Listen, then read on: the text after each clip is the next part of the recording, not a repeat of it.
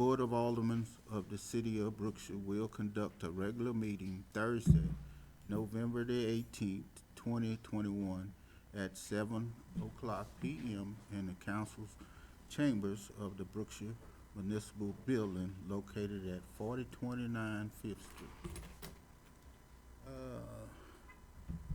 Have anyone would like to give us a prayer before we start? Dr. Ryan. Let's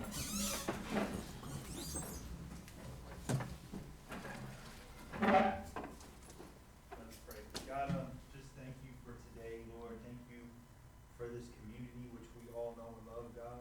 And we ask that your spirit be prevalent in this meeting tonight and throughout this entire city every day, God.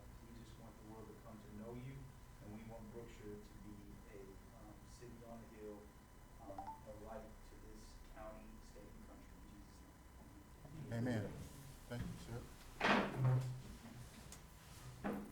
I pledge allegiance to the flag of the United States of America and to the republic for which it stands, one nation, under God, indivisible, with liberty and justice for all.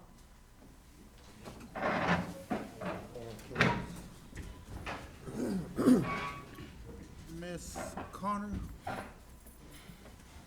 Miss Connor, would you mind doing the roll call for us? Mayor Branch, Here? Mayor Pro Tem Green, Here. Alderwoman Taylor, Here. Alderman Stamps, Present. Alderman Jones, Present. Alderwoman Branch. Here. You have a quorum, sir. Thank you, ma'am. The next agenda is, public comment. Mr. Ryan, I think you wanted to have something to say. Yes, sir. Thank you very much.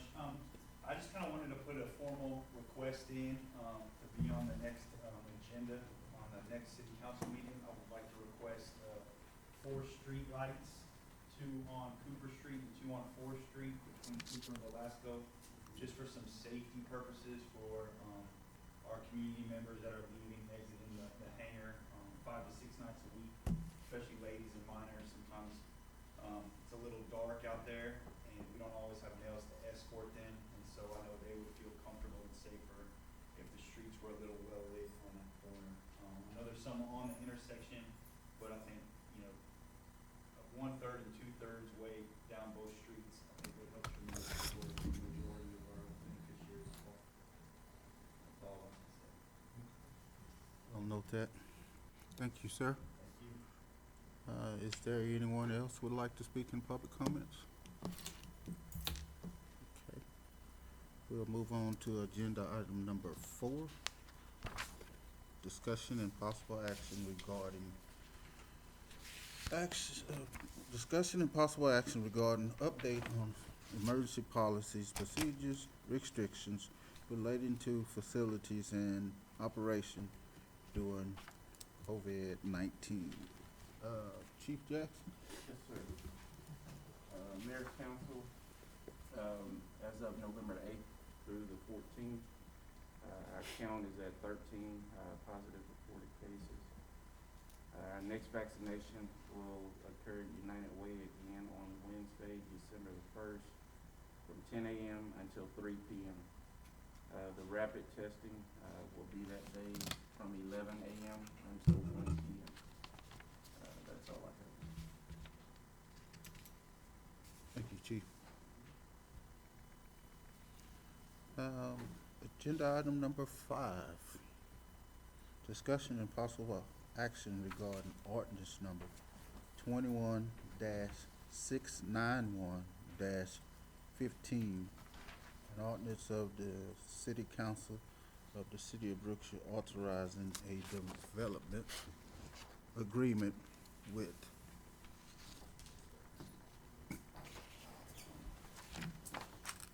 Ellen Bennett, LCC, providing, among other things, the annexation of certain property into the City of Brookshire and setting park requirements for the property.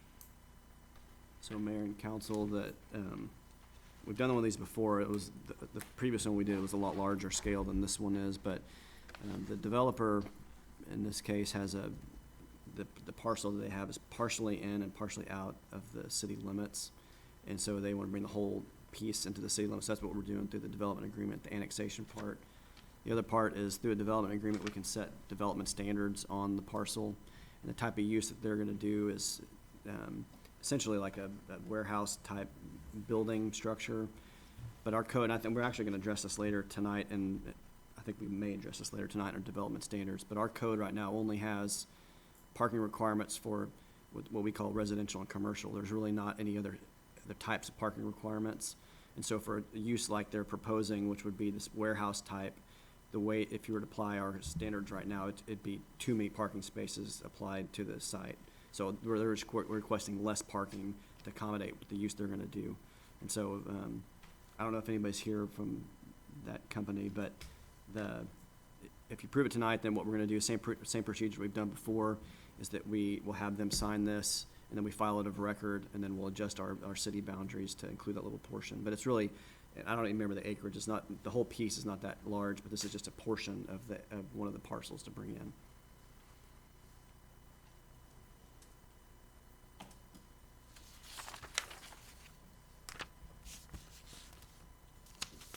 Council, ready for a motion? Make a motion that we approve ordinance number 21-691-15. Second.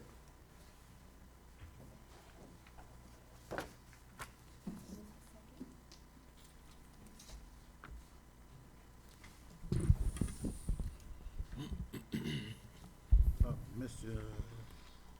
Jones? Or Taylor? 4. or Motion carries.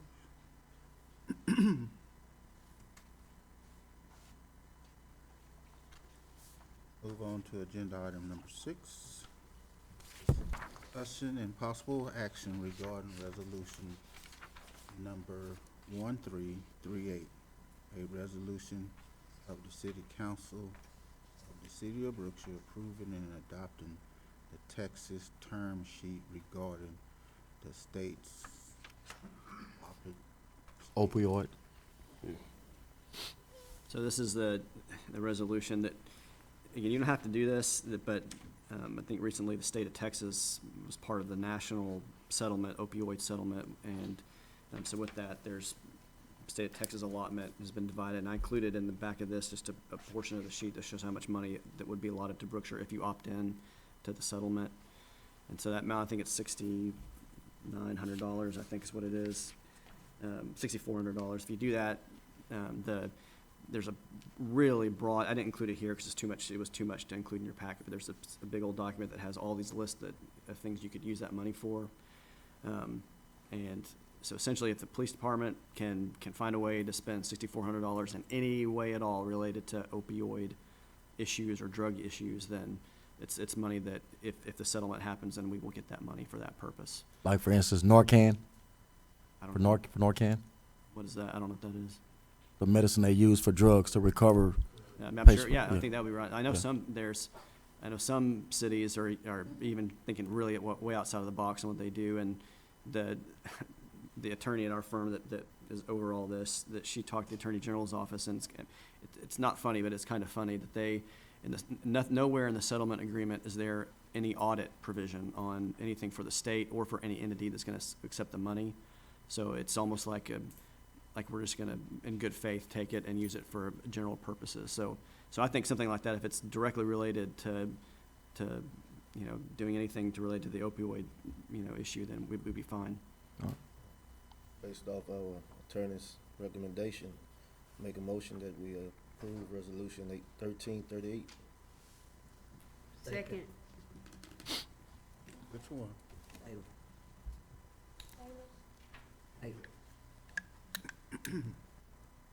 Okay, Mr. Stamps, your vote. 4. Mr. Green, your vote. 4.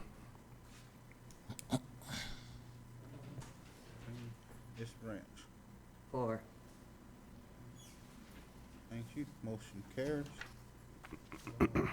Agenda item number 7, discussion and possible action regarding resolution 1339, the resolutions of the City Council of the City of Brookshire authorizing the mayor to request Waller Katie ESD 200 to enter into a sale tax allotment agreement with the City of Brookshire.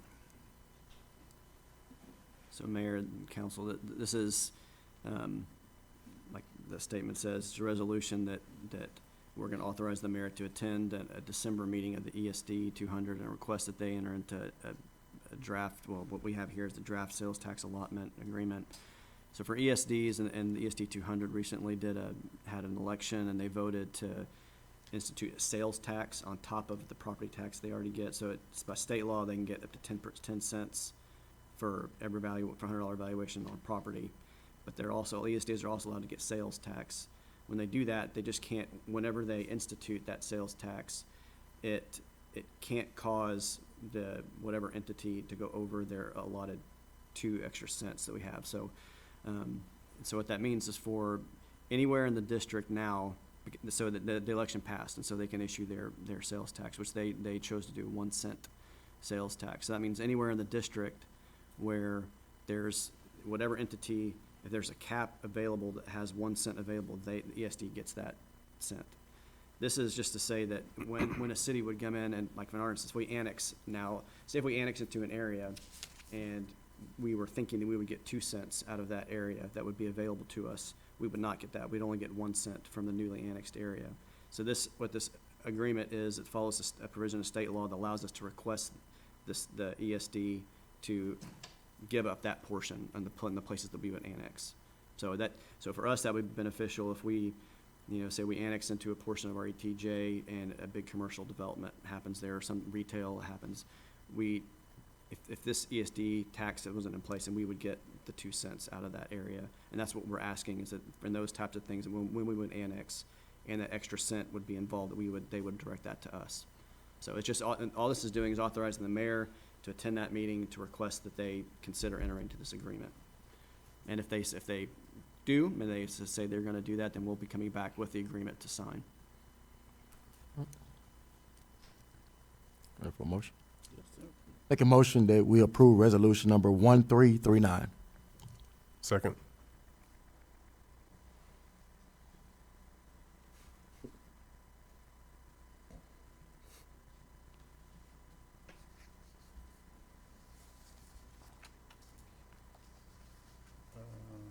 Mr. Jones?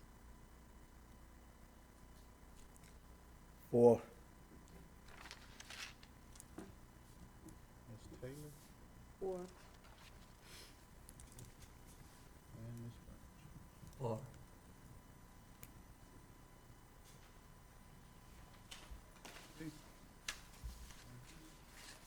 Motion carries. Agenda item number 8, presentation by Guna Corporation regarding development standard study. It was Waller 200. Waller 200. I thought it was Waller ESD 200. Yeah, that's the same thing. Discussion.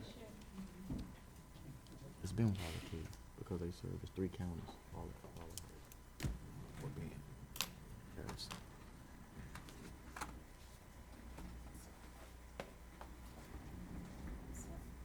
Oh, not a problem.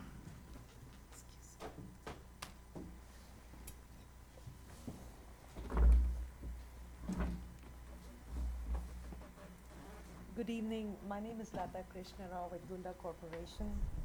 It's a pleasure to be back here. We were charged with looking at some development regulations and also at the land use map. So I was going to make a brief presentation. Some of you have heard portions of this before. When we started the process, we gave us a brief overview of what we were going to do. And so this is kind of summarizing the work that's being done and looking at future steps and get some input from you all.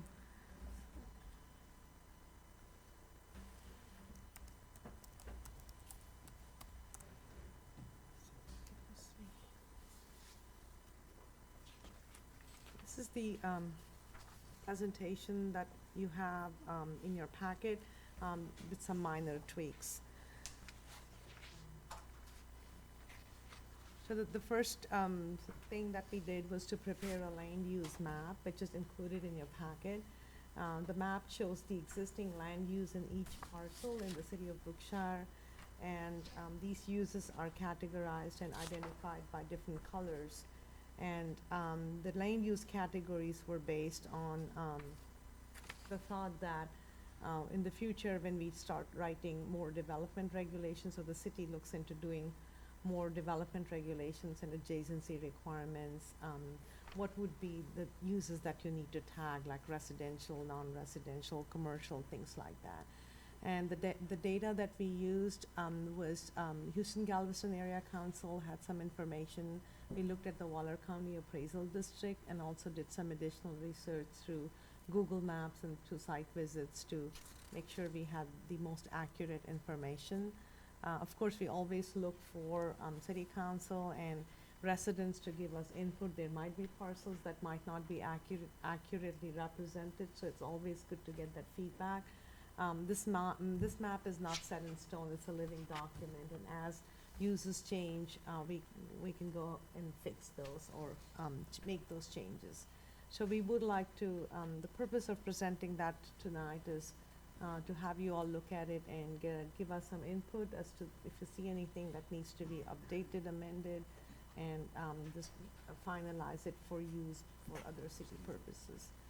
So the land uses description, this is very terms that are used commonly, almost best practices in planning. So the uses were broken down into residential, commercial, industrial, parcels that had multiple uses, government, medical, education, parks and open space, and vacant developable and land and undevelopable land. So again, this was based on what we gathered from HTAC and Waller County, and made sure that the description matched their description so that there was some consistency. And and that map is included in your packet. The second thing that we did was looked at, I guess the city was concerned about adjacency issues, and with development happening and not having zoning that would regulate land uses, the thought was to have some good development regulations so that even when two incompatible uses went side to side, that there was enough safeguard to make sure that especially existing residential uses were not negatively impacted.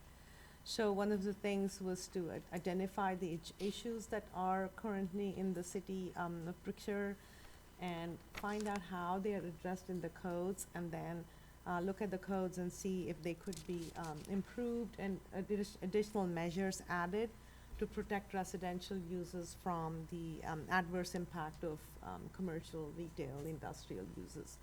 So those were the two things. The other thing that was, the third thing that we looked at was development standards along the corridor overlays. And there was some thought that as Brookshire grows, these corridors are the entrances into the city. These are visible to people who traverse through the city and use these roads. So the thought was to see if higher development standards could be introduced along I-10 frontage roads and other major thoroughfares in the city. I have a question. Yes.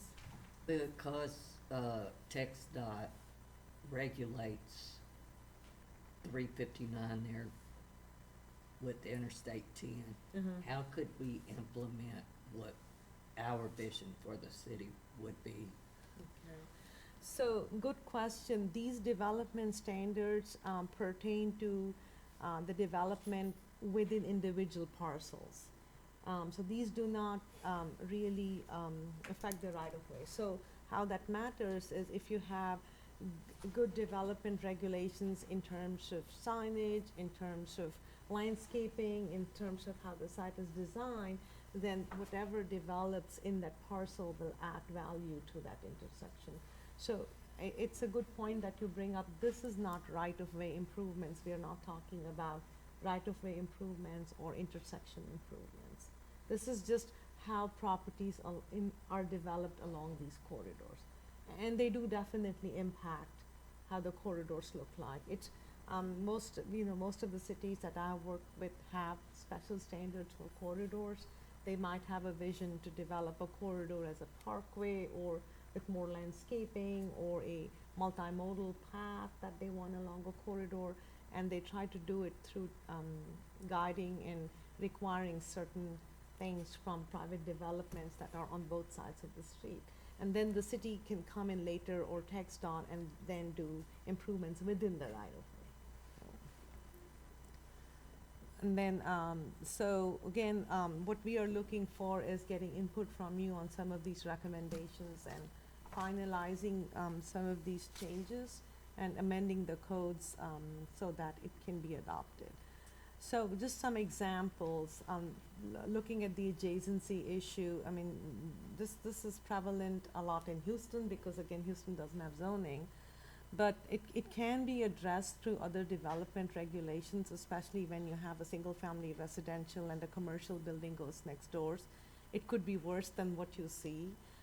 So some of the things that typically are addressed are setback requirements, what kind of buffers are required between single family and non-single family uses, what type of screening, fencing, and landscaping can be utilized, and also some restrictions on building heights. For example, right now, your building height restriction is, I think, 80 feet, and definitely that can be looked at, and I'll give you an example of that. Adjacency standards also include, like another example on the top right, I think it's from your city, it was a Google drive-through, and where you can see that you have a single-family residential right next to a strip center, a retail strip center, and since you really cannot regulate the uses that happen in that center, you could have something that's really loud or obnoxious, and that adversely affects the single family. So how those uses are separated is another thing that can be done through development regulations. And then just what do properties look from the street? That's an example where you see there's a lot of outdoor storage. It's not screened, and just the image that it provides for people who are driving through the city. And then there's another one at the bottom, that's Bosman. Well, I didn't write their name, their dumpster has their name there. But how these dumpsters are located next to nice residential neighborhoods, and how that can be a detriment to the value and the character and quality of life in those neighborhoods. So when you look at adjacency issues, so these are the two examples. On the left is what your current regulations will allow, what can be built based on existing regulations, and on the right is what is proposed. So as I mentioned, the regulations do allow 80 feet high tall buildings next to residential. The requirement is for a 6-foot tall fence, but it doesn't say what the fence needs to be made of. And the buffer is not required, there are no trees and shrubs that are required, and the minimum distance, it just says 25-foot minimum distance. And the building setback line is 15 feet. So when you look at what we are looking at is looking at height restrictions, that there's, you can have an 80-foot tall building, but if we start with something lower that is more compatible to the residential, if you see that single-family residential on the side is this is to scale approximately. So that is how it would look like. The height of the residential building typically is capped at 35 feet. So if we start with commercial height of 35 feet and say, however, they can go taller as they start setting back from the property line. So there's a formula, basically every 10 foot of setback, you can go 10 foot higher. And so what that does is, if you look on the right side, the dotted or the dashed dark line at the back is what could have been built. But if you adopt some standards that with setbacks, that's how you can go up to 80 feet, but you need to keep going back. So you can see that there's a better transition between residential and commercial. And then you can also see when you start adding landscaping standards on trees and shrubs along the property line, that also helps to buffer noise, dust, light pollution is prevented. And then the minimum setback requirements obviously help. So those are the few things that we have already redlined to show you what it would look like. But this is more of a pictorial depiction to help you visualize what these standards would mean. The next one is, we talked about the corridor standards. So really, looking at if you have a corridor on the top and you want to get to, if your, vision is to get to the one at the bottom, it can be done. And so why is it important? Not only does it improve the aesthetics and visual character of the areas adjacent to the corridors, but it also affects people's perception of Brookshire, which is important and definitely adds value and helps with enhancing the economic value of the community. Again, a lot of communities do use that, so what I'm telling you is really nothing very new or creative. It's just based on my experience and what I have seen, so I can't claim that these are out-of-the-box ideas. So in a way, what we are proposing is what has been tested over time, and a lot of cities have gone through this route. So say that a business, we'll just take Fly J right now, does it have, I don't know if they have landscaping or not. Say that we wrote a city ordinance to ask those businesses to do landscaping. Could we enforce that, or would they be grandfathered in because the ordinance is? Right, so if the businesses that exist now are considered, when the ordinance changes, they're considered non-conforming. They're grandfathered, but what it also means is the cities can put triggers in their ordinance to say when there is an expansion. Typically, these are the triggers that are used, change of use, okay?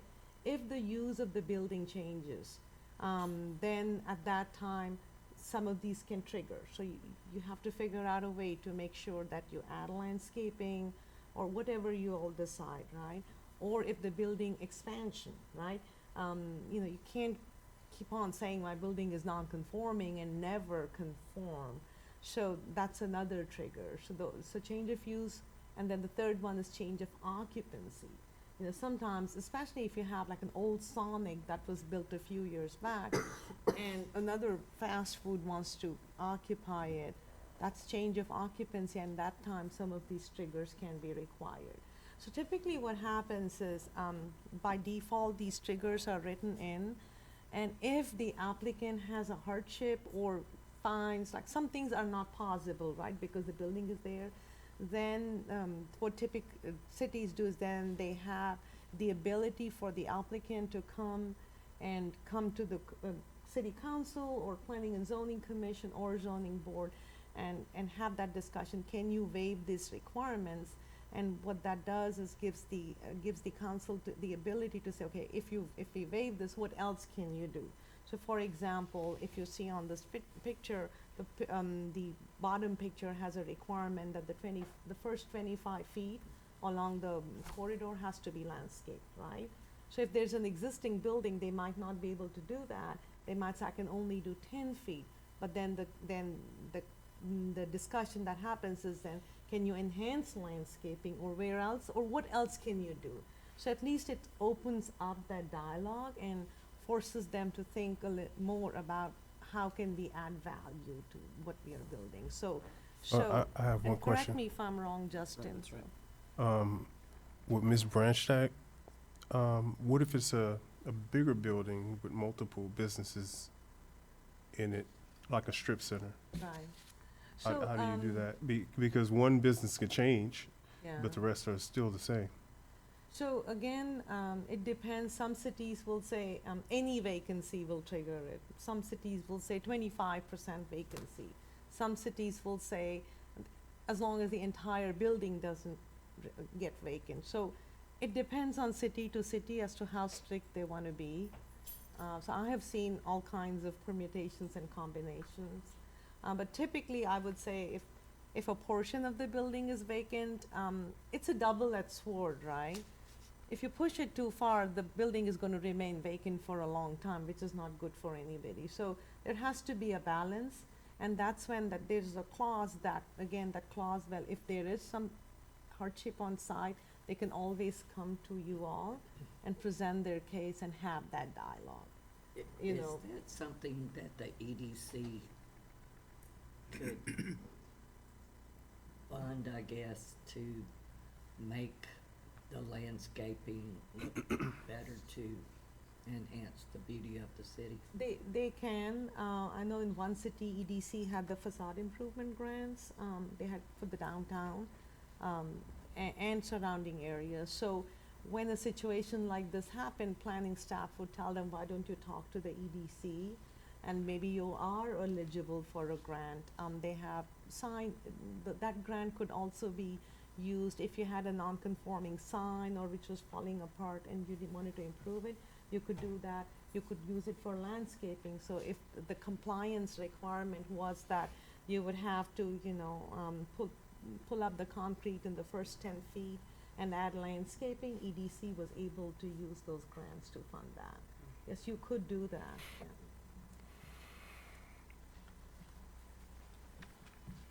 So we went ahead and took a stab at identifying the corridors. Again, this is all, I really would want some input from you all. But if you remember, we had presented a thoroughfare plan last time, and the thoroughfare plan identified what are the thoroughfares, the collectors, neighborhood streets, and of course the freeway. And based on that, the corridors that were identified were the streets that are your freeway, you have one, and which was I-10, both sides of I-10, and then the major thoroughfares identified were US 90, FM 359, FM 1489, and FM 362. And then the collectors were the ones that are listed there. So like I said, it's also based on the thoroughfare plan, which these are the streets that will see a lot more traffic in the future, and where most likely commercial development is gonna happen. And that is where it would be important to have some good standards. I have to tell you, a lot of these retailers, they are used to these standards. I mean, if you tell a McDonald's or a Walmart to do any of that, they will not balk, because other communities have asked more. So really, it's important to have a base to start off with. And a lot of these commercial developments, they have dealt with these standards and they know how to navigate that. So, so that is why I would really encourage that this be considered. I talked about so what development standards are we talking about that would make your corridor look better, right? One is screening standards, we talked about that. Landscaping, detention, retention facilities. A lot of times, if you don't have standards, cities will end up with retention facilities that look like the one on the right side. But if you do have standards, you can ask for something that's on the left. That is within your, right, they have a right. I mean, it's legal.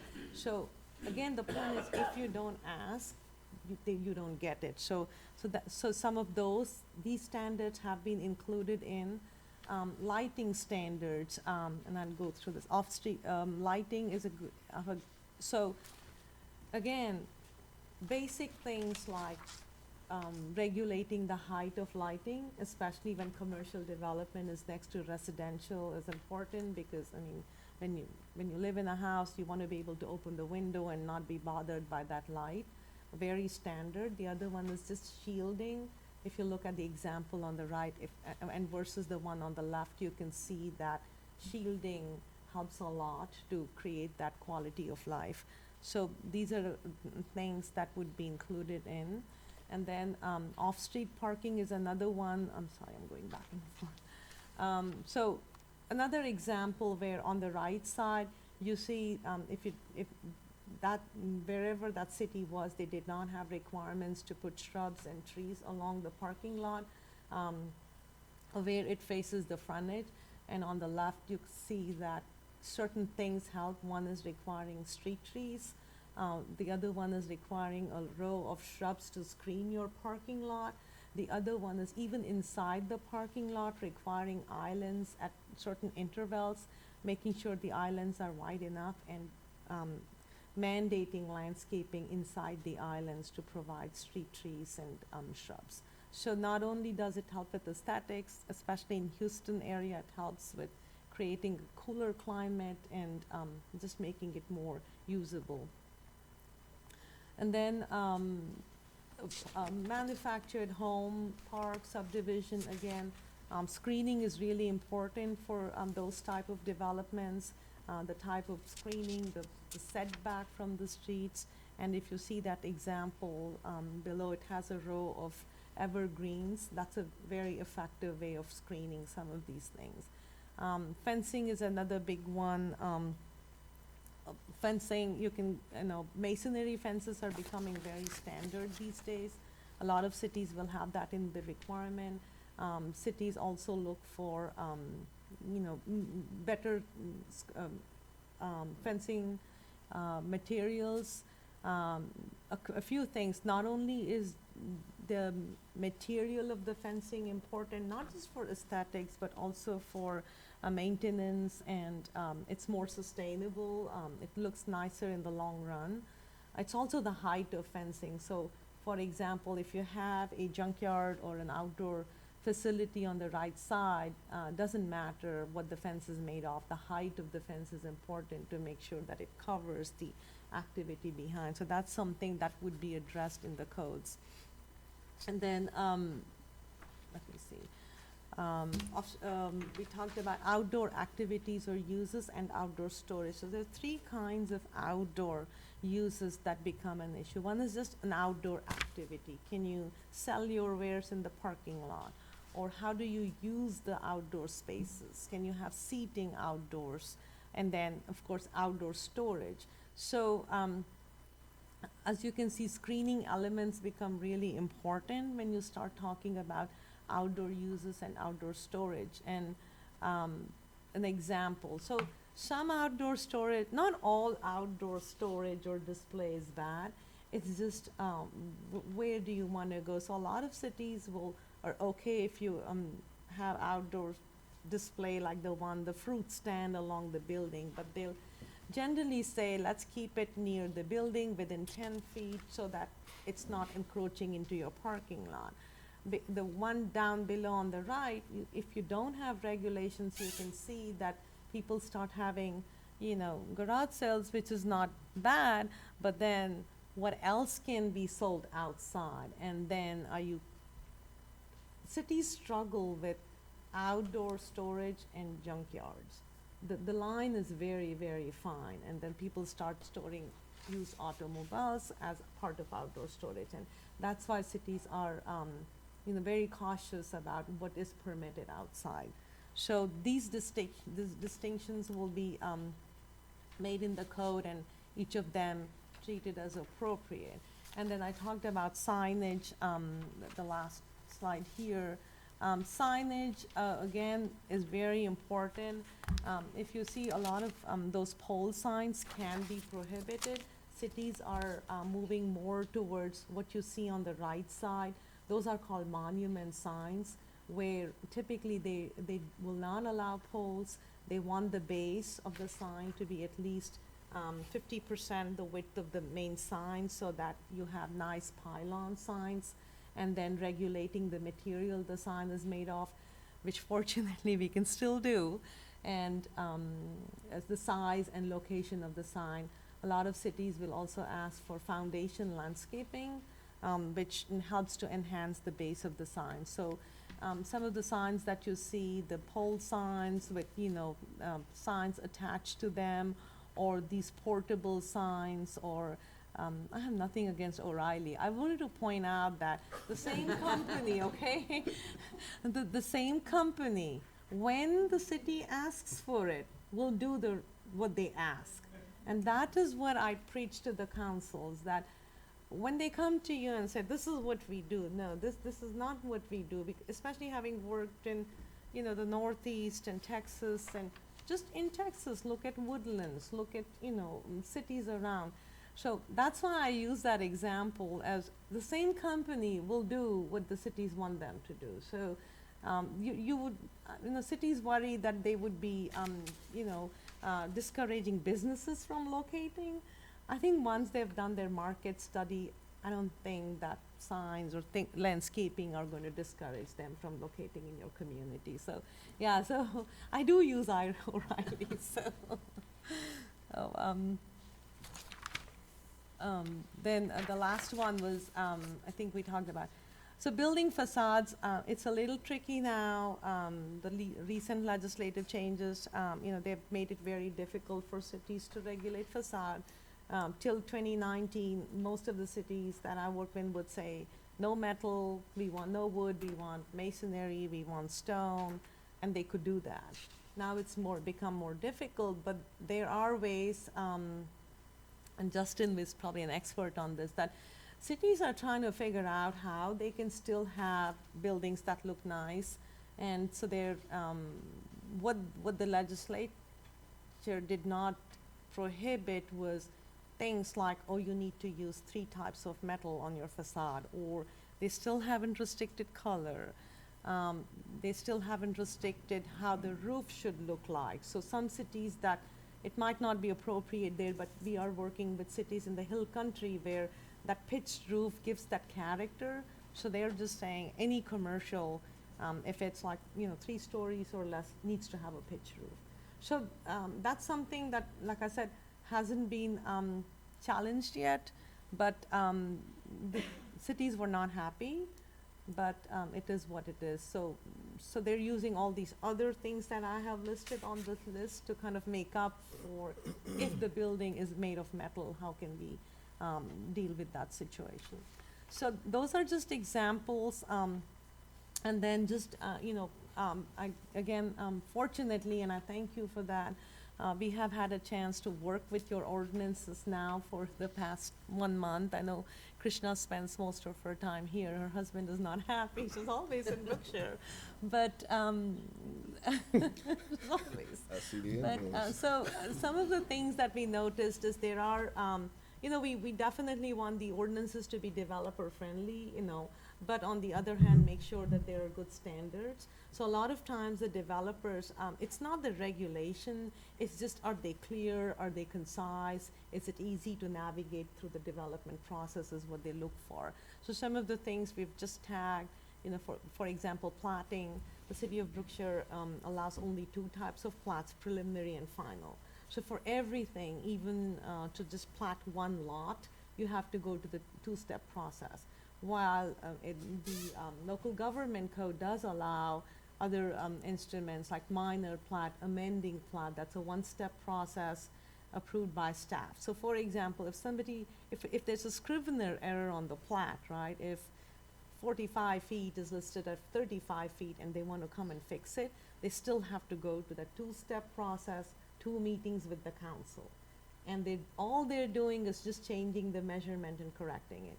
For things like that, there are other venues that the city can use. So this is something to consider to see if you want to take advantage of some of those easier processes. And then even with platting, there are some requirements that can be added. When I sat through the some of the meetings here, like requirements when you're building a new street as part of the subdivision, sidewalks on both sides, street trees, entry, monuments as entrances to the subdivision. All those things can be added to your subdivision regulations. So again, a lot of cities have that. So it's something to look at. How can you make the quality of your neighborhoods nicer? Then probably a stretch, but tree protection and mitigation ordinance right now, there's none in Brookshire. So somebody just can come and clear cut without any mitigation. And the other cities have requirements that if you cut a tree, you have to replace it. Maybe not caliper to caliper, like 1-to-1 replacement, but maybe 50%. Or if you can't plant it on the site, maybe you can plant it in another area where the city would like to see. Maybe you can plant it in a park. So there are a lot of examples of how you know, the city can be greener and protect or at least mitigate some of those clear cutting. Signs, and right now, I guess it's signage requirements. Talk about residential and commercial, but because you don't have zoning, for a vacant piece of property, it's not clear what type of sign to use, right? So again, something that can be cleaned up. And then the other thing is just looking to see how this information can be readily available to people. So coming up with some kind of a development handbook where you have all the standard forms, checklist, flow chart showing what is the process of getting from a platting to a property to all the way to getting a certificate of occupancy. We're working with Empire West now, and there are a lot of things that we feel that could have been tightened up just to make sure that at the time of certificate of occupancy, every building in their development has a CO and is safe for people to use. So just making sure that we make all this information available. Your staff has been doing a great job. They have been actually compiling this. So just kind of centralizing all that information. And just completeness check, review. A lot of applications require, as you know, approval from external agencies. How do we streamline the process? Can we allow simultaneous reviews so that, you know, the developer benefits and the city does too, because everybody is looking at the same thing. So just things like that. And then the last one was really, the fee structure is another one. Recently, there were some legislative changes on how fees can be calculated for residential. So kind of going back and trying to fix that. And maybe during the process, look at what other cities are charging. This is sometimes a very low-hanging fruit for additional revenue, especially when you are going to be facing a lot of growth. And if you find that your fee is way, way below. I'll give you an example. When we did ours, we were charging $7 for a T-pole permit, whereas surrounding cities were charging $120. And neither amount is too much for the contractor or the developer, but for the city, it's you know, a lot of revenue, and at least it covers all the time that your staff spends. You may not have that issue. I'm just using that as an example because that just made it so easy for me to sell it to the council. They were really appalled when they saw how much other cities were charging, and we were way down. So, so just at least looking at that and making an educated decision on that. The last thing was that one of the engineers pointed out was that just the flood zone design standards, not clear if Atlas 14 has been adopted, but every city in the Houston area is doing that, especially in light of all the recent flooding. So looking at that and making sure that those design standards are incorporated in your development. So just, you know, briefly listed those, and, you know, as we go along, I'm sure there may be more. And I think what we are really interested is to see what else do you have on your list. If what you saw here, you know, is it generally what you're thinking, or is it not? So we would really like to get some input. So the next steps would be give you some time. I'm not looking for it right now, but at least gather some input from you and finalize the recommendations and hopefully adopt some code amendments that we think would really benefit Brookshire. It's just the juncture you're in, like a lot of growth is looking at your city, and I think this is a great time to be poised for all that development. I think that was my last slide, so. So much. Thank you very much. Thank you. Do you want to add something? So Mayor and Council, I know we have the next three items, but I think they're all kind of hitting the same thing, Mayor. So if the council wants to get at those, you kind of consider them together. If there's any action to take at all, because Guna's not ready to, you know, and we're all not ready to adopt any ordinance right now, then I think item 9, there's probably no action on that. But I think item 10 would cover everything, is that if we set a date or start thinking about dates to have like workshop special meetings or something to kind of, so we can have some time where we focus only on this and go through and maybe get some specific examples of some proposed code amendments. I think that'd be real helpful.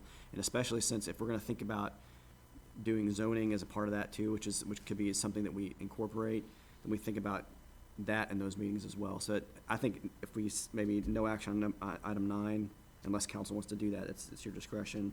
But I think item 10 would cover all of those 4 development issues right there from 8 to 11.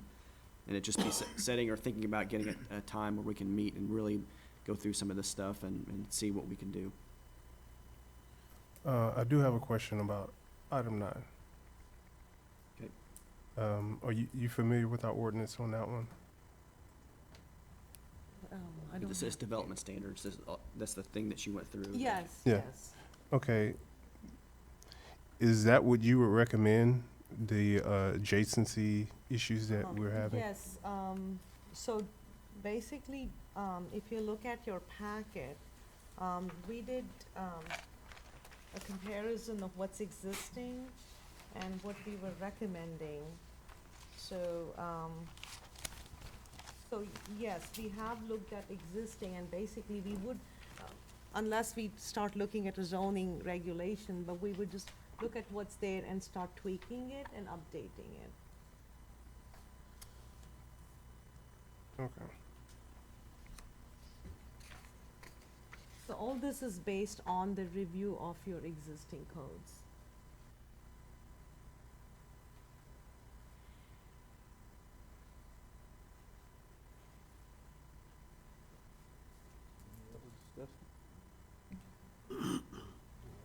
Mr. Green, would you just like that be tabled to give you a chance to reread or read and?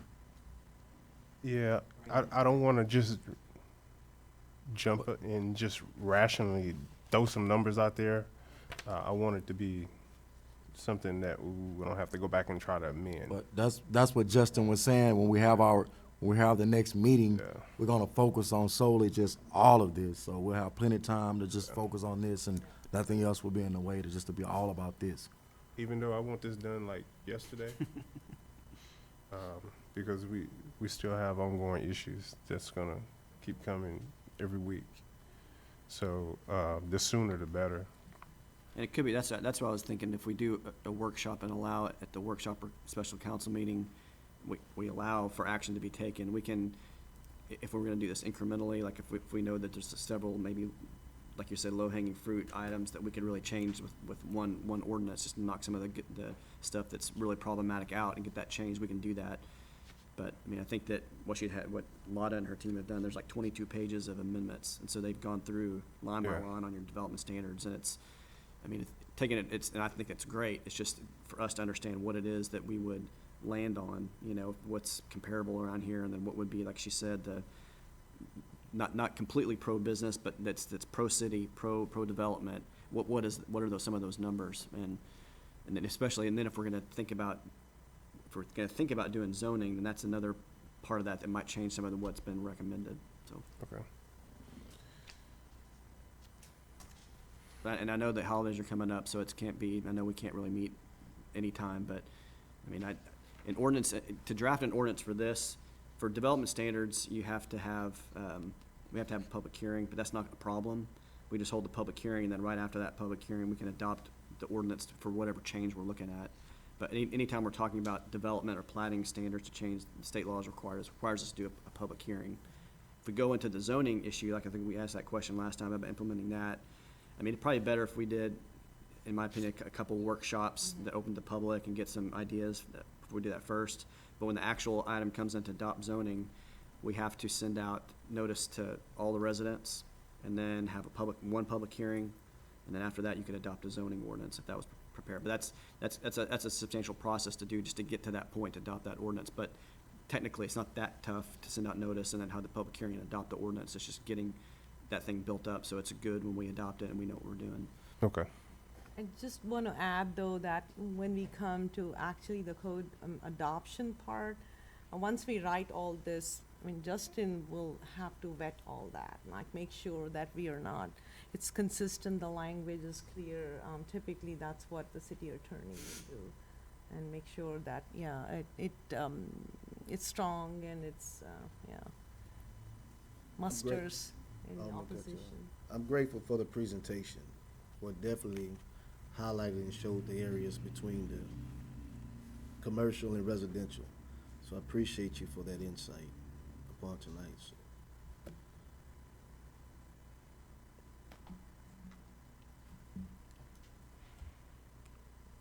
So do we just need to set a date for the, That's what we see. Right. What we're waiting on. You, And just by the way. as soon as possible? Yeah. And item 11, yeah, and item 11 deals with the master plan of Thoroughfare, but like Lotta presented, that's all that's all interrelated. The Thoroughfare plan and the development standards and all that's all interrelated. That's why it probably be good if we just had a workshop, special meeting, whatever, so we could get all that at one time, focus on it, and then start hearing citizen input and your input on what needs to happen. so what's your schedule look like? I can be available. I mean, our standard nights, Thursday nights are good for me because I have that blocked off for you all. But, I mean, if, I can be available My only conflict is second Thursday. second Thursday. Whatever day we decide on, I'll make sure I'll be there. Depends on how everybody else's schedule's looking. And then also, if you can give some guidance on what type of format you want to go, and then we can go through each of these, and I can give you a red line version of what the ordinance change will look like, again, before he looks at it. Yeah, we don't want to pay him if it's not finalized. Just kidding. So do Yeah, we wanna do it an hour before our regular scheduled December the 2nd meeting at 6 o'clock? That's fine with me. I If make it's- a if it's- motion if that it's- we, Would 1 hour Everybody else be- schedule? probably not. Yeah, I think, yeah. We can 1 start, I mean, hour, yeah. if we're planning to do it, if we're gonna do like increments, just kind of, maybe we can pick that hour, Lotta, maybe we can just pick one thing to focus on in that hour, one or two things, and then make sure we're good. That could Okay. work. Well, you December tell, you 2nd, te- 6 o'clock. you tell the council what you would like to focus on, the first time, Okay. and like Justin said, the holidays is coming up. The holidays mean nothing Yeah. to, I mean, we don't travel out of town and everything.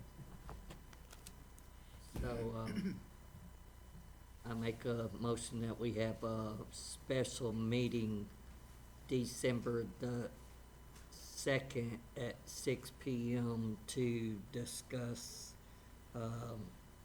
development standards ordinances. Second. Okay. That's, December the 2nd.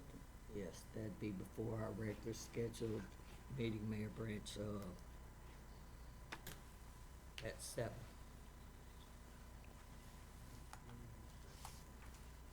Mr. Jones, your vote? Or,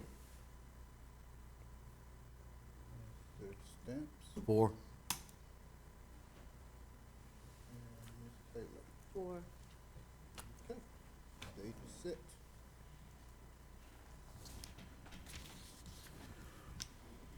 Okay, agenda item number 12. Thank you. Thank you.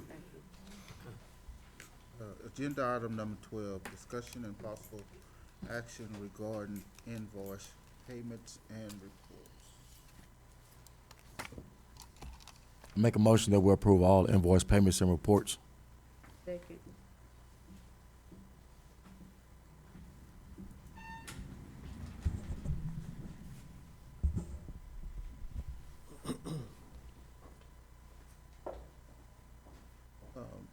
Mr. Jones, your vote? Four. I'm not for it. I'm not for it. No. In the discussion, council, Brother Mayor, continue to ask that we could separate those paid invoices from the unpaid invoices. And I also need to get with Ms. Claudia Harrison concerning bank reconciliation as well. I need to speak with her. So I'm not for it. Could you repeat that? I couldn't hear you. I wanted to speak with you concerning the bank reconciliations. Also, I'm asking that council and the mayor, look at separating, invoices concerning the paid and the unpaid. I would like to vote on those separately. Like separate agenda items? Because they're already divided. Yes, yes, ma'am. They're in the packet with labeled separately, but you want them as different items to discuss? Yes, ma'am. I have some discrepancies in, the invoices. And I want to speak with personnel first. Okay. And is that gonna be paid ones or is that, Paid ones or unpaid ones? okay.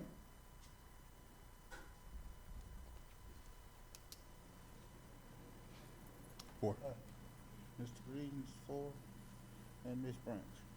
Abstain.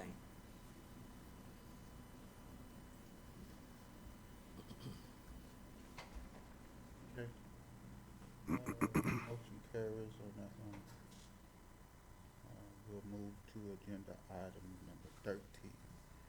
Mayor's report, updates of previous council items including online payments, the animal shelter, prevention of light, prevention control lighting around the city property at 910 Gresham Street, and the convention center. Okay, on the online payments, Ms. Green, would you like to fill us in on where you're at? As far as the court is concerned, as you are aware, we've been working for some time to, get our payments online. We started the process and we ran into a glitch where we needed some information, filled out. I was able to get that done. And, IMCO had to put us on the wait list to get the installation, whatever they needed to do on their end to get the online payments, implemented on our server and our system. So they were able to do their part about a couple of weeks ago, finally, and then we ran into another issue that we had to get worked out, and we were able to get that issue worked out on Monday. So, the only thing that we have left to do is to schedule a training for our online credit card payments. And we will have to close down for that training. And so I'm looking at doing that after the holidays, the training. And then we will be ready to go.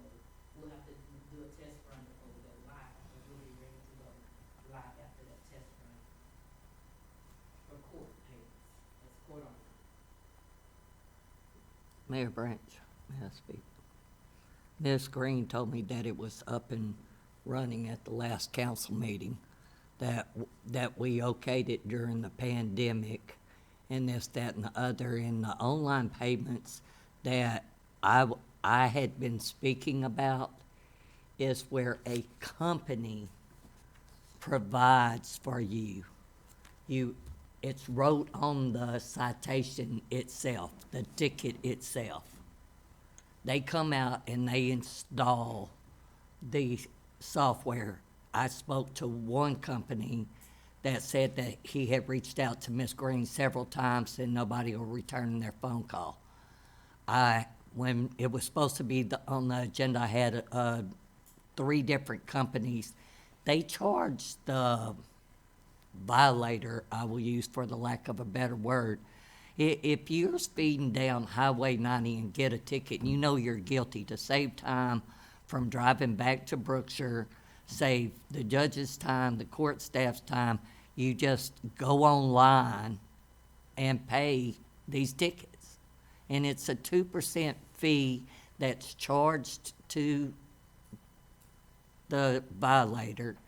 And every day they send the court department a report that says 7 people paid, yada, yada, and this is the amount that will be deposited into your account. It's not that hard, people, and to keep our court systems down, foot traffic in City Hall, we need to implement this. And I do not, for the life of me, understand why we keep dragging our feet and being told 5 different stories depending on who you asked and when you asked that. I asked this to be on the agenda in August, to be implemented for us to vote for it in September, and it to be implemented if we approved of that within 30 days, and the cutoff was October the 10th, and we're almost to December the 10th. So I'm not sure why we're not taking advantage of revenue. The court system is backed up from the COVID. We've got tickets sitting out there that we could have that revenue because people's going to pay the ticket because they know that they were guilty. Or it's just inconvenient to come back. So I'd really like, once again, to ask that we have some company present to the council and get online payments. I'm not sure of what you're speaking of, but I can only inform you of what I've been working on. So, we did enter into an agreement, and I have spoken to several companies down through the years regarding credit card payments. That is correct. However, after speaking with those different credit card companies, I presented to this board my thoughts of going with our current company that we have and not having to use a third party because I've done that before. And for me, in this department, it doesn't work well. But Ms. Green, my point being was that it was asked to be discussed in a city council meeting, and city council agree upon, should we go with the way Ms. Green wants to do it, or should we go with the company that benefits the city and let the city council that runs the city of Brookshire, let them voice and vote be heard? Okay, so I don't make any decisions without council's approval. I'm not sure where the message is lost. It was on the agenda, the council did approve it, and we have a signed contract. However, like I stated, we ran into some issues trying to get it implemented. It is now implemented. We have to do the training for the credit cards. And the same fee that you're speaking of, that the companies charge, we've been charging that since we've been taking credit card payments when they walk through the door. We charge a fee. So that fee is still being paid by the defendant. And so I'm not, maybe I haven't spoken to you on different occasions, and the court. You spoke to me after the last city council meeting last time and told me you were accepting online payments, Ms. Green. No, ma'am, I said it was in the process. No, ma'am, you said, Okay, well, Okay. let me say another thing, I'm not gonna, the other thing, Mayor Branch, Council, Alderman Branch, the court is backed up because legally, we cannot issue warrants because of COVID. The court is backed up because of a pandemic. There are rules and there are laws in place that we have to follow. People were under the impression all over the state of Texas that they get a ticket and they don't have to take care of the ticket because it's a pandemic. It has nothing to do with the fact that they didn't have a way to pay. They just felt like they didn't have to pay. So it's not about online payments while the court is backed up. Of course, all over the state of Texas are backed up. I understand that. Because of a pandemic, we are now finally authorized to start issue warrants, and we've been doing that. We've been doing the processes with show cause hearings. People have still been paying their tickets. Well, here, since we've opened back up, people have been paying their tickets. We're moving forward, and we're also moving forward with online payments. When was that contract signed? July 20th of 2020, Who signed the contract, Ms. Green? Mayor Branch. Could I see the contract, Mayor Branch?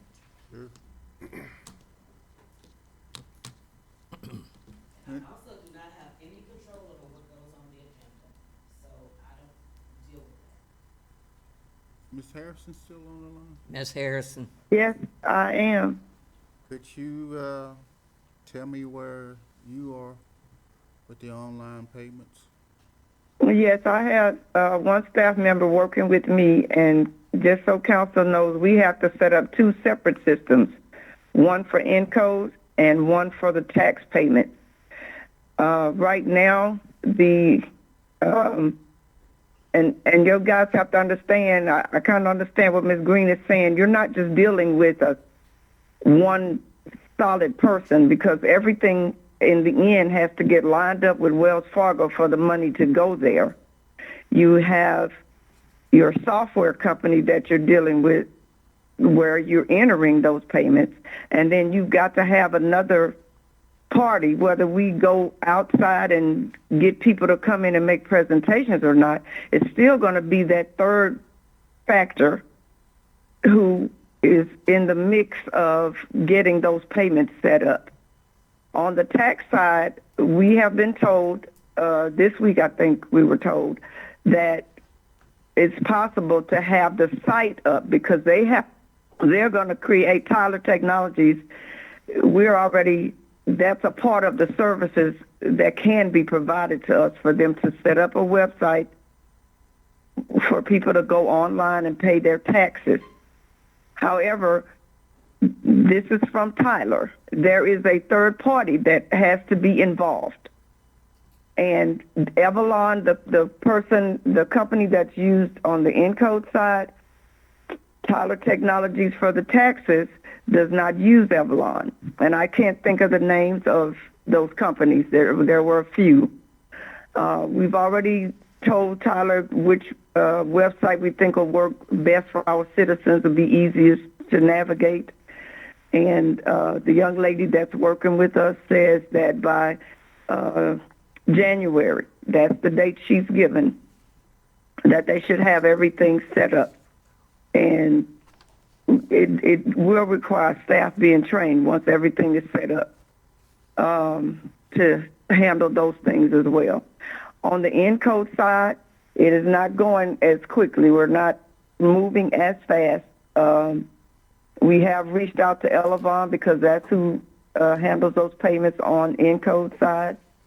And we have reached out to the bank, and we're having to set up a new merchant account just for online payments. We didn't have that, but I think that's already in the works, waiting on paperwork to get that done.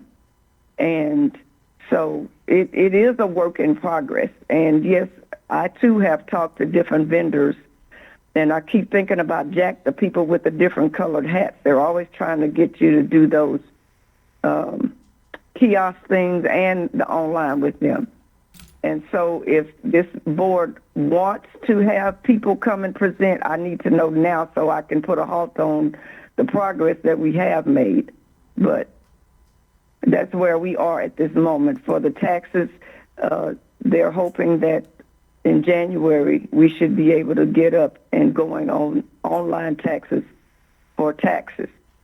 And I don't have a predicted date on the Encode side, but we have made some progress as far as who we're going to be dealing with. Any other questions?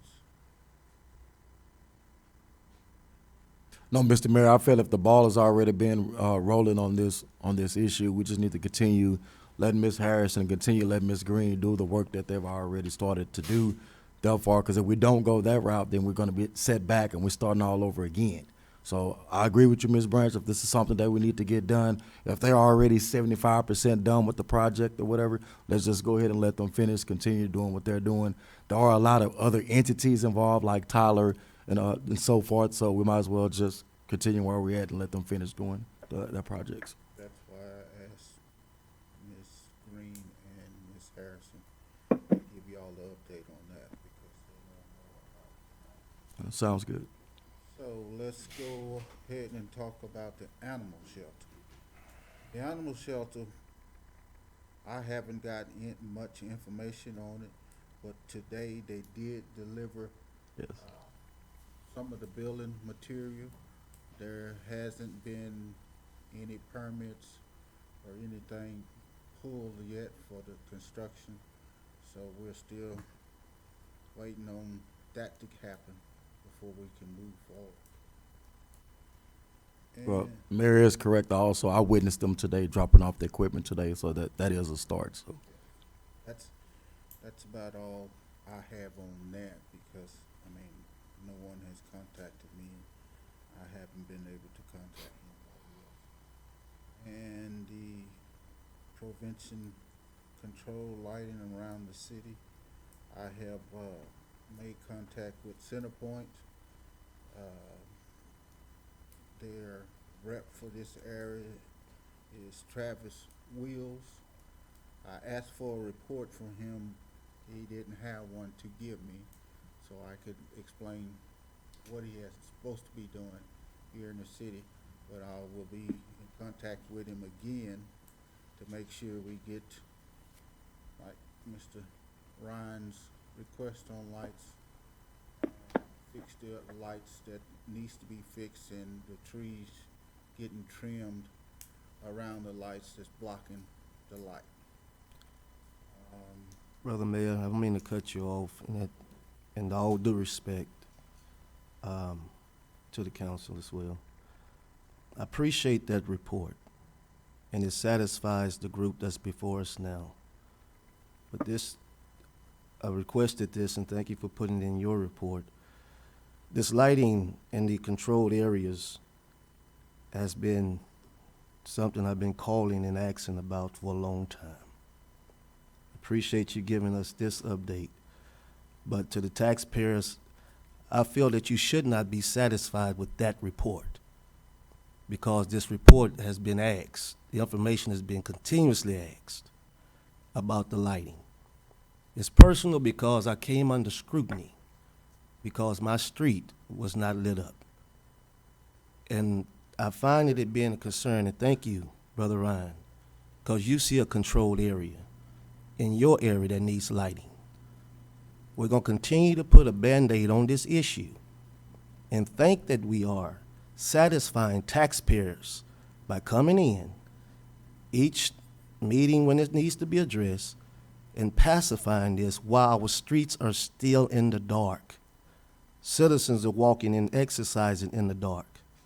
Please, Brother Mayor, I'm asking you. I know that you're working, trying to get Centerpoint to move, but if you're working real hard, this issue would have been done a long time ago. I was promised 3 meetings ago, no, not 3 meetings, I think the last time we had it on there, I need to check the report, minutes, that you haven't heard anything. And it's going to be a continual, misguided issue until something is truly addressed. Please.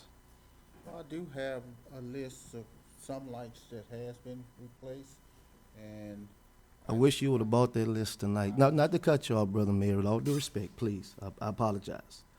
But Chief Jackson has submitted a report. His officers have submitted a report. Business owners have constantly asked about the lighting right there on the edge of 5th Street and Alto. There is a concern.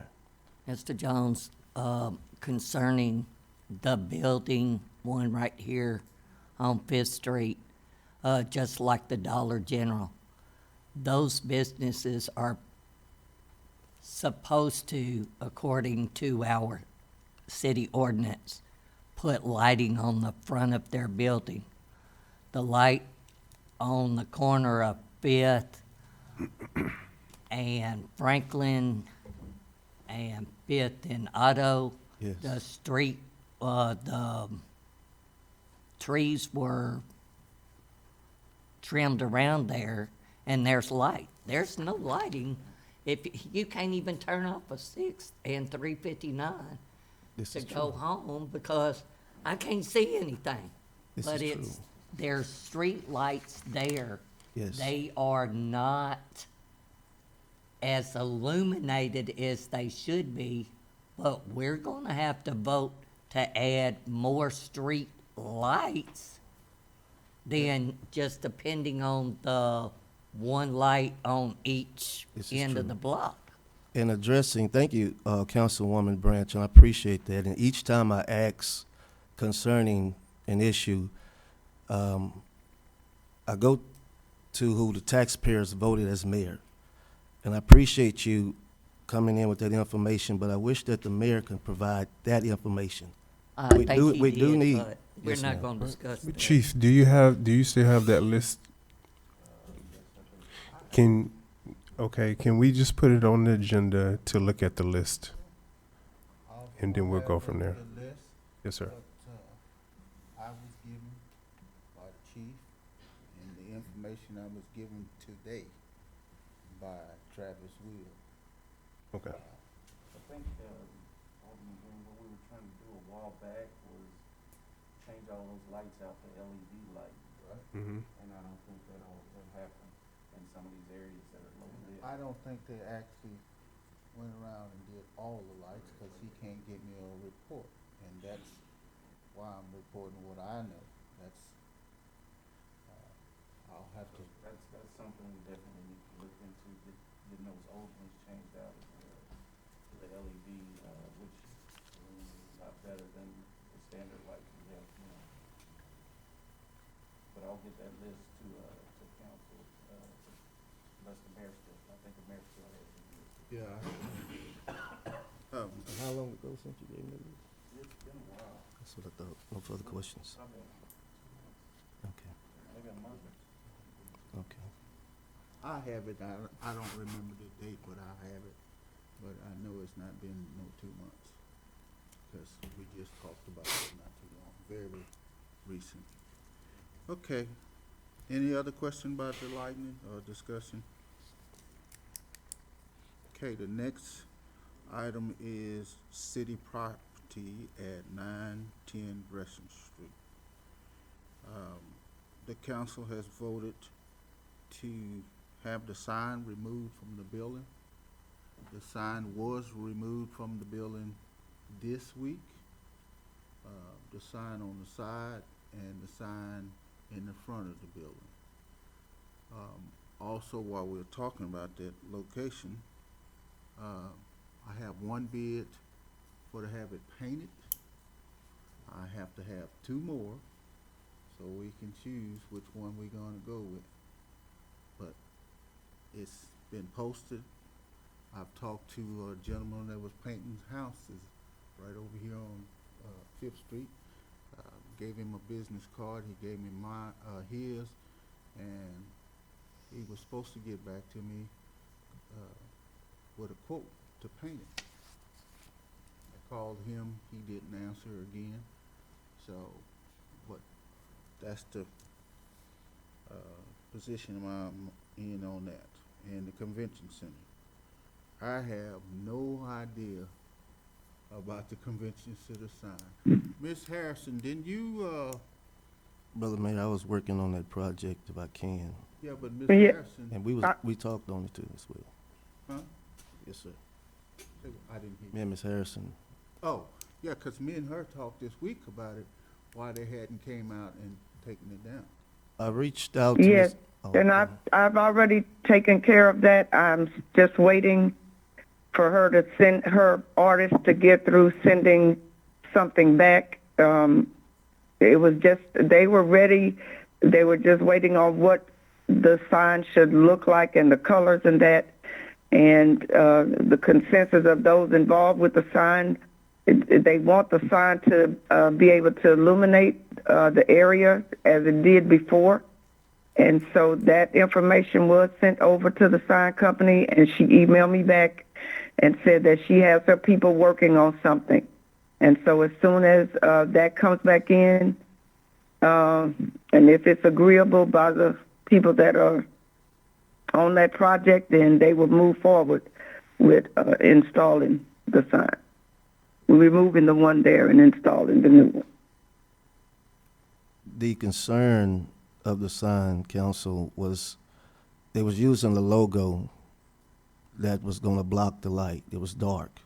They was gonna use the dark blue color,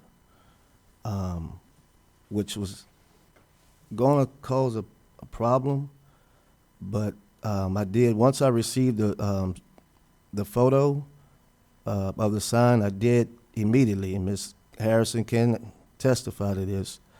I said, I can't make a conscious decision without administration looking at this and getting his approval, as well as council.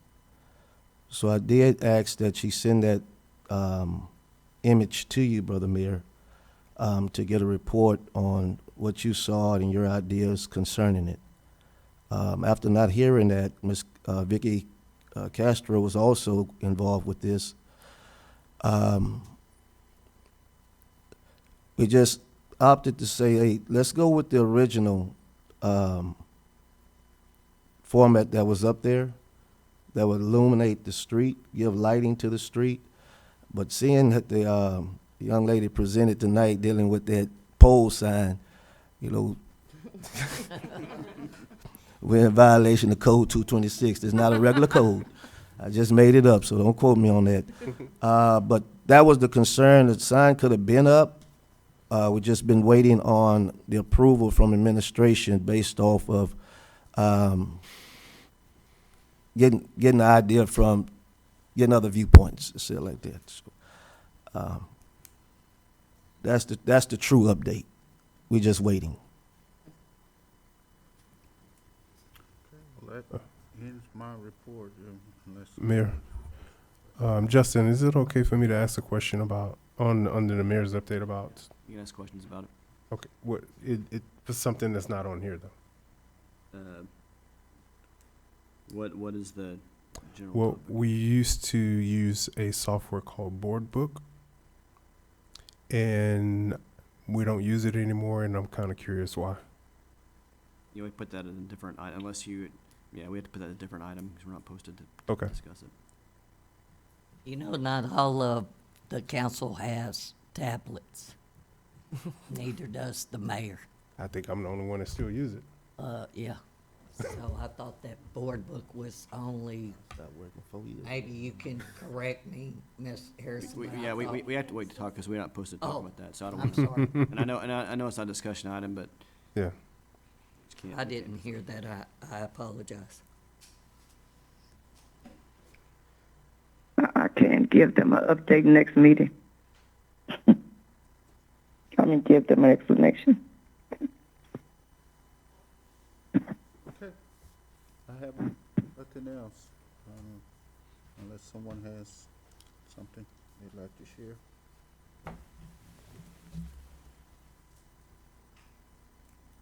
That is a no. Okay, agenda item number 14, request for future agenda items. I'll start with you, Mr. Jones. Or, Brother Justin, would it be all right, or you can help me out on this, that we allow the company to, that slipped my mind, to look at all our ordinances, to see if we can get them all brought up to date versus, and I know we probably discussed this. Their scope is gonna be limited to engineering and development, that kind of stuff, so, but if there's, that would be something I could do, is if you're looking at some other issues about your code, that's something that. My concern is we're bringing them one at a time. Mhm. We're updating them based off personnel that may be calling and having a problem with them. I just want to bring them up, if it's state code, or just bring them up to this day and time. Start, so that you'd want to see an agenda item related to updating, just a review of your entire code. Yes. We just had everything cognified and paid $60,000 less than, what, Green, maybe 4 years ago? Was that a codification, like they put it online, or was it a review and update? Because you could. You'll have to ask Mr. Pertile that. He charged, Olson and Olson charged us, and the company charged us, and everybody got a nice green Green binder binder and just full. Municode. You can go on Municode and type in landscaping, and the city ordinance comes up. You can type in parking, the city ordinance comes up. I mean, now, if they were To the best of my knowledge, and what we paid for was Olson and Olson to bring them up to date. Did I sit there and read a book that's 6 inches? It was Oh, thick. It was pretty thick. Probably not. It was pretty thick. Well, if you want that to be an agenda item, we can make it one. Woo. Would it be another 60,000? Look, hey, if Olson, just by the way, if Olson got paid for that, I wasn't there, and I don't get to see a part of that, so. And definitely now, so we're good. And with a lot of telling you guys aren't gonna pay me anyway, I think we're all right. Yeah. Let me, not at this time, Brother Mayor, not at this time. Let me Nothing else? readjust. Nothing else? Nothing else at this time. Okay. Mr. Stamps? I don't have anything, Mr. Mayor. Mayor, just real quick, so Councilman Jones, did you want that to be an agenda item or not? L- Not at this time? I want to speak with you Okay. before we get that $60,000. It didn't all go to Olson and Olson. It went to Munico, but I know, Olson and Olson got a but I know we've pretty been, piece of I it. know we've been going back and adjusting and making amendments to that, which in time you have to do. But what I've discovered is based off, certain requests, we coming back and making those amendments. If that's the case, we're gonna be making amendments over and over and over again.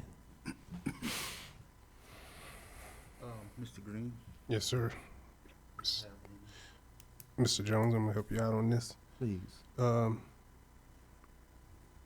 Discussion, possible action regarding, streetlights through our city.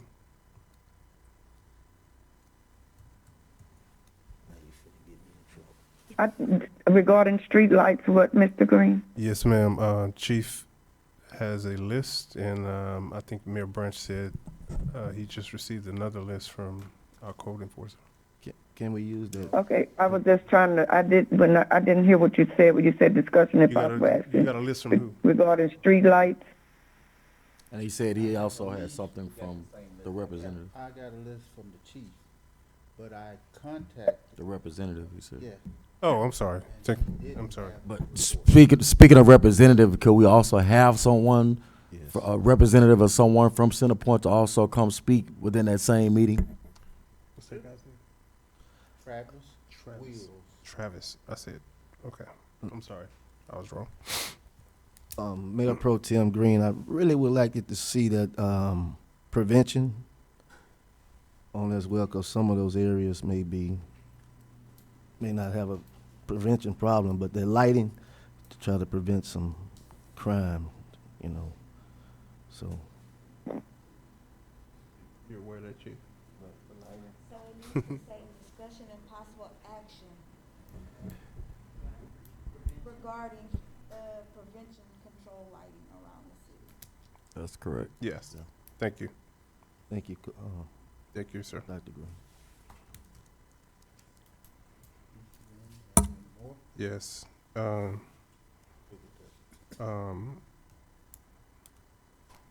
Discussion possible action updating our ordinance regarding RVs in the community.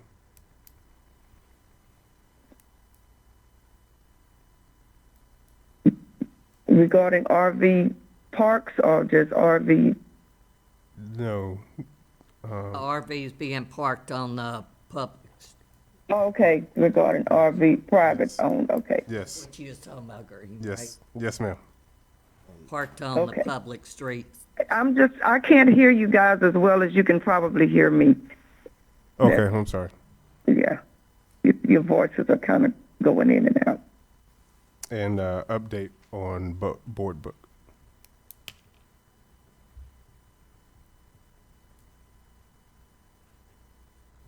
That's all I have, ma'am. Sir? Ms. Taylor?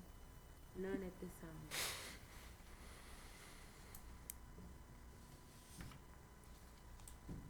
And Ms. Branch? I have none at this time, Mayor Branch.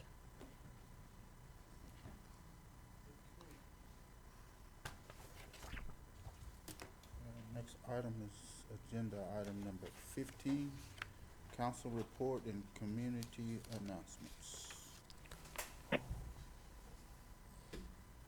November 27th. Well, Brother Mayor and Council, want to give an invitation to all the citizens and youth within the community.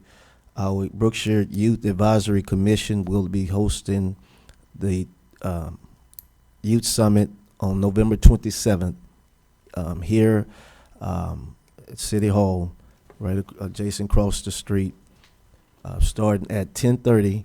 Keynote speaker will be our Waller County Extension Agent, Ms. Clara Walker, will be coming in and speaking about juvenile diabetes. We also have some local citizens that will be speaking as well to bring in knowledge and awareness to diabetes in our young people. What time is it in, sir? Looking to end at 11:30.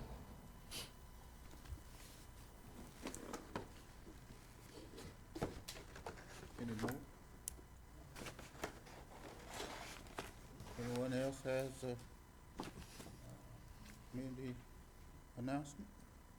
Mayor Branch, the hangar will be passing out free turkeys while supplies last Monday, November the 22nd, from 10:30 to 12:30.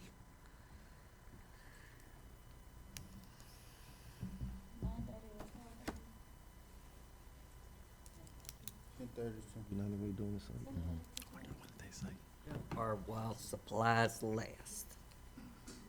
Also, I believe the United Way will be giving away turkeys too. I think they did last Saturday, but don't quote me on that. It was my understanding, someone said that the United Way done it last Saturday. Okay. Yes, ma'am. Oh, I'm sorry. Help us out, our food pantry will be giving out free chickens and turkeys on Tuesday of next week. I don't have the date, but we're The gonna- 23rd. the 23rd at 10 o'clock. Who is that? Help a sister? Help a Sister a Out will be Sister Out. giving chickens Okay. and Miss Vaughn. chickens and turkeys, the whole poultry farm on Tuesday. Okay. I don't know. And what time that was, Miss? 10 o'clock. Thank you. Anyone else? Okay. Agenda item number 16. I make a motion, we adjourn. Second.